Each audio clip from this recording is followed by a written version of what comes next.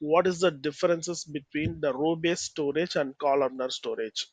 Okay, in database we have the SQL and NoSQL. SQL, what are the databases comes under the SQL? We have the MS SQL, we have the MySQL. Whereas when it comes to the NoSQL, we have Cosmos DB, we have the DynamoDB, we have the MongoDB. Okay, so all the prospect, what is the main objective is just storing the values, right? But in SQL, it's categorized into the two level. One is the row based storage, another one is the columnar storage.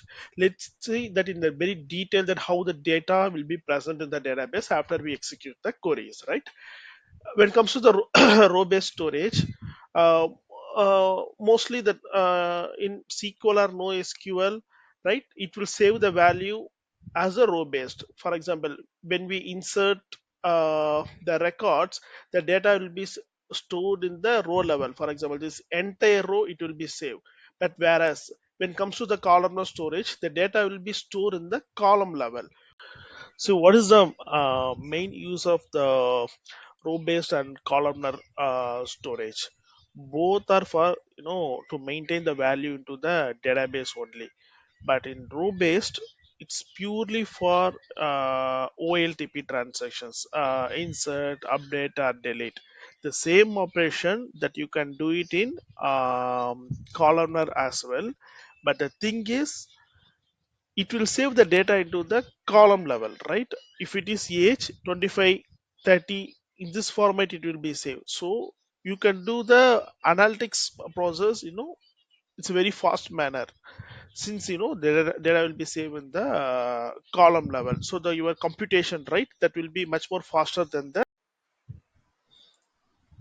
See, the query will be common in both row-based storage and columnar storage. The query for creating the tables, the query for insert the record into the table, the query for select the record from the table, or query for to do some aggregate operations.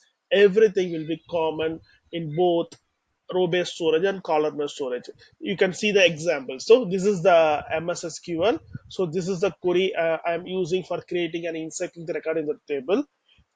When it comes to the Redshift, okay, this is the Redshift. This is the columnar based storage. Here also, no, the same query I'm using for creating the script or inserting the script and select the.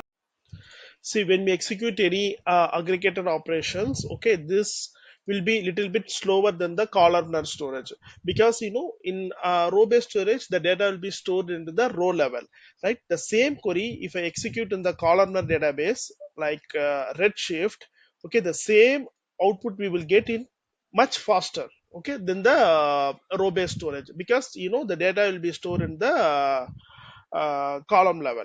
Okay, this is the main differences between the row level and columnar level storage. Okay, thank you. I hope you understand that. Thank you.